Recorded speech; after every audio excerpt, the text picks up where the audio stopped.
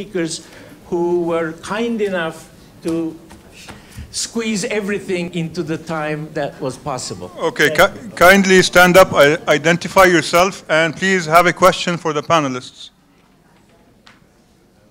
Hello, Dr. Raed Al-Qaqoon. My question is for Ms. Fikri about Amir Shakib Arslan. Do you see that Amir Shakib attitudes, advocative attitudes towards the Arab world and Islamic world causes, do you see it as an individual or personal achievement, or it is derived from the Druze heritage, the Druze roots, the Druze attitudes through centuries in defending the Arab and the Islamic causes? Thank you.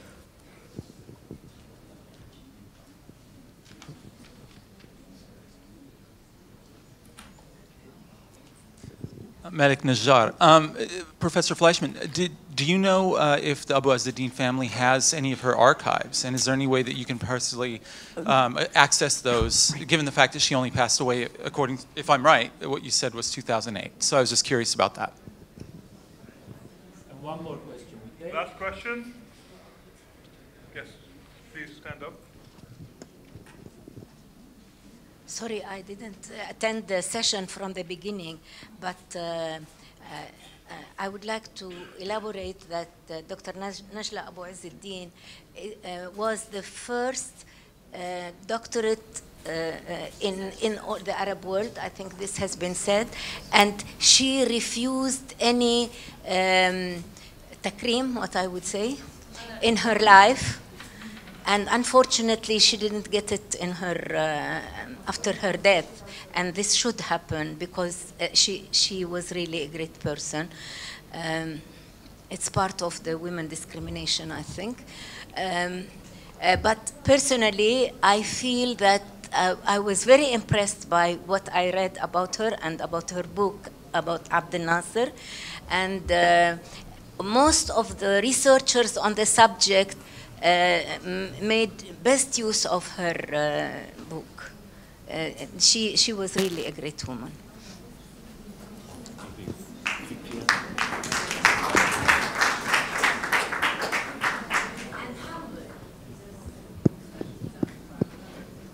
Regarding your question, I think it's hard to distinguish which part was his individualistic aspect and which part was about his Druze inheritance or Druze side, because we humans are made up of different elements and different factors and variables and different things that it's hard, and we are an amalgam, or we are a kind of, all of us, not only Amir Shakib Arslan, every one of us, we are like hybrid entities made up of our genetic backgrounds and cultural values and personal attitudes and personal, some very, very individualistic and personal aspects. So I don't think probably his Druze culture or his Druze background also contributed to his, because of his insistence, his powerful advocation of something.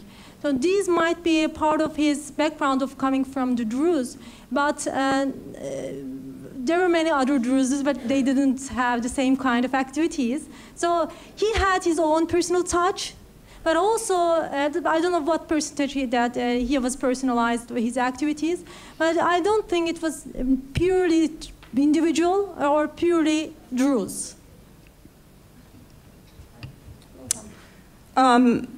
So regarding archives, I have looked high and low for personal archives of Najla Abu Azzuddin, and I've visited her niece, Neda.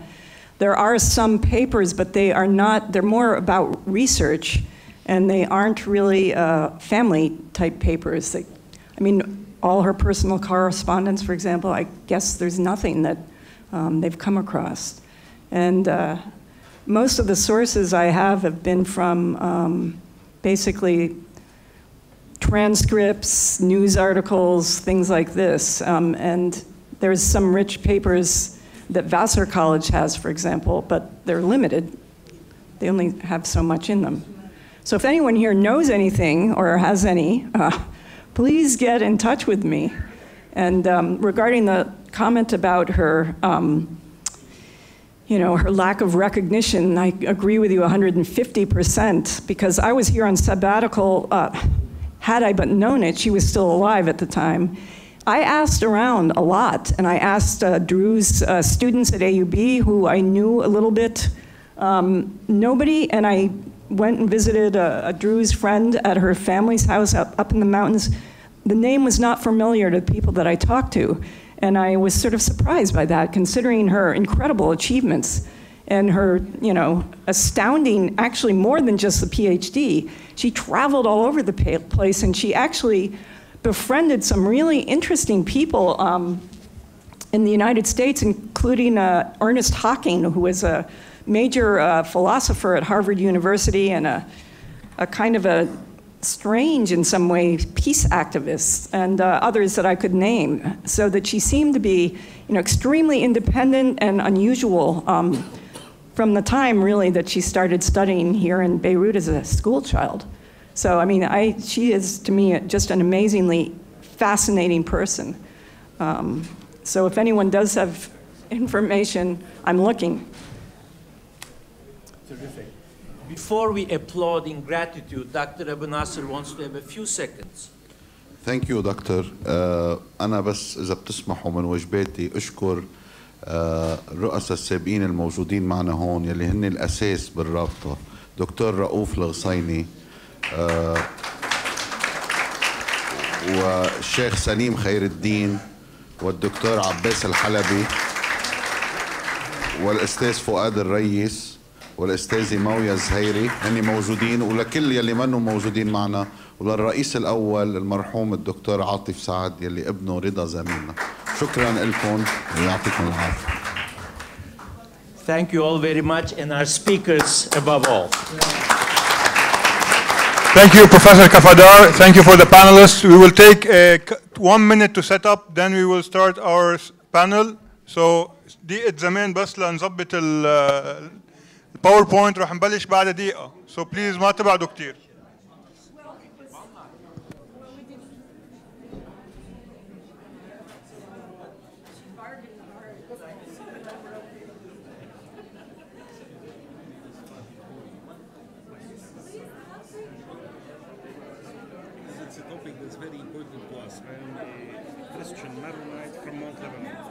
The famine, the starvation, is a topic that we grow up with. Yeah. Let me get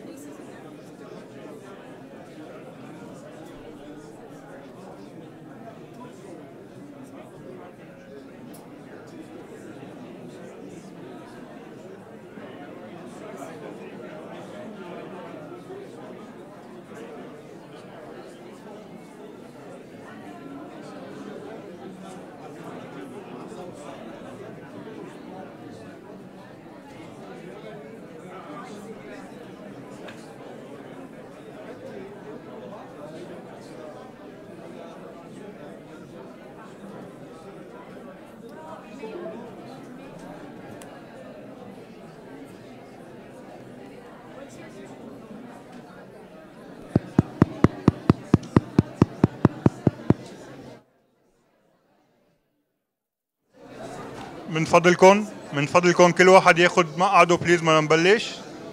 Please take your seat. Kindly take your seat.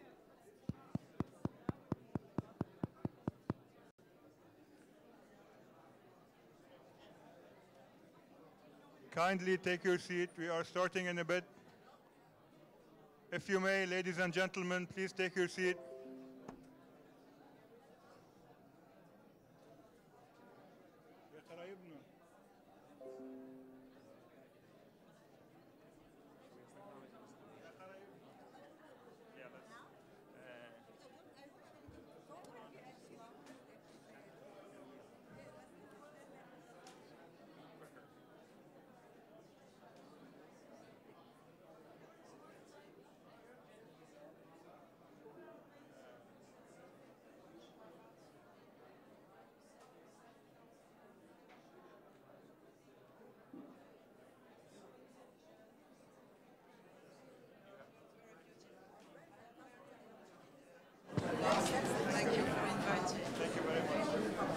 من فضلكم راح نبلش. So I think yours is on here too. We'll be able to. يا قرايبنا بدنا نبلش. منيحة ايدي.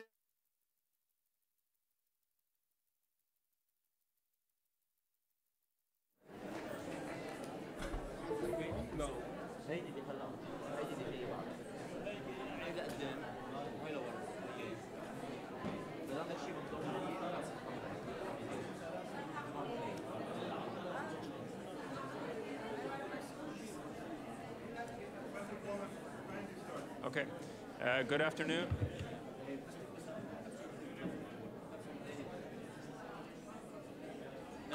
Good afternoon, everyone. We'll begin now.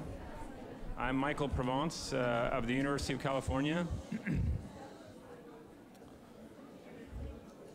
And welcome back to this afternoon's panel. It's a privilege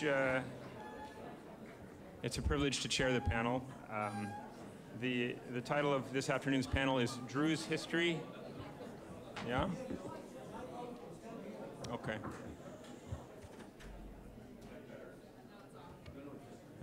How about that? Closer, all right. So I'll start again. Good afternoon, everybody. This is the afternoon's panel. I'm Michael Provence of the University of California. And I have the privilege of introducing our speakers this afternoon. And the panel is entitled Druze History and Historiography. And first, we have the paper of Mr. Okay, all right.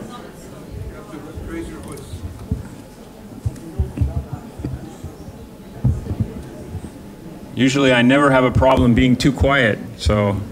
But we have a big room, lots of people, so forgive me.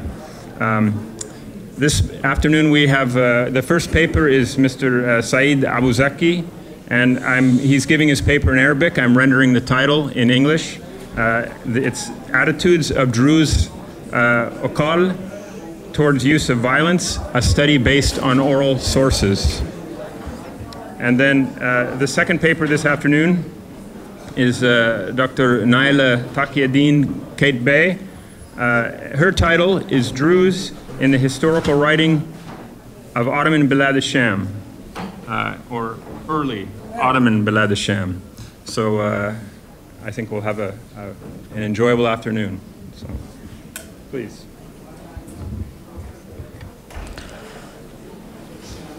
شكرا دكتور بروفنس.